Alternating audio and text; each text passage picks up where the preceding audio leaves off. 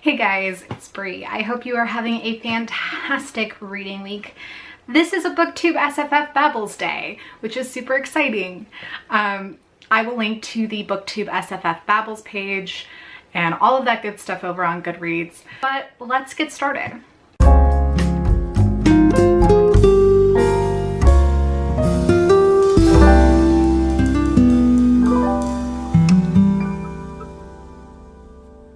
So the prompt this week is to talk about our favorite underrated SFF books.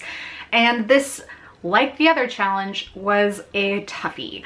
There are just a lot of books that are really good that never get enough play, and I wish I had time to mention them all, but I just have a stack of 5 here to kind of keep it simple. So the first one I have is A Stir of Bones by Nina Kricky-Hoffman. This is a story about a young girl who goes into a haunted house and finds out that she kind of has more magical ability than she thinks she does.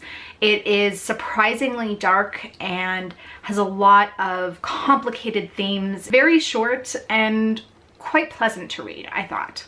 The next book I have is We Who Are About To by Joanna Russ. This is a super teeny tiny novella, and it is about a crash landing on a planet and the woman who is trying to survive following that landing. It does, of course, have all of that Joanna Russ goodness, all sorts of drama and engaging themes and feminism, all sorts of good stuff.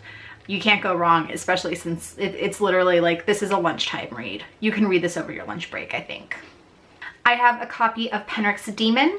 This is a novella and part of a novella series by Lois McMaster Bujold about a boy named Penrick who has a demon, as you might imagine. It's set in her Five Gods universe and is really good. This one, I don't think it's nearly enough play on BookTube. And it is just fantastic and fun and engaging. All 3 of the novellas that have been part of this series so far have been. I grabbed City of Blades by Robert Jackson Bennett. I know I've talked about this one and I've talked about this trilogy, but I feel like it never seems to really be something that gets a ton of buzz. This is a universe really where gods no longer exist, but the remnants of them do. And people are kind of stumbling across this leftover magic, using it for good or ill as suits their purposes. The 3 characters, each book follows a different character, and all 3 so far I think have been increasingly good. I have yet to read the last one, City of Miracles, but it is definitely on my list.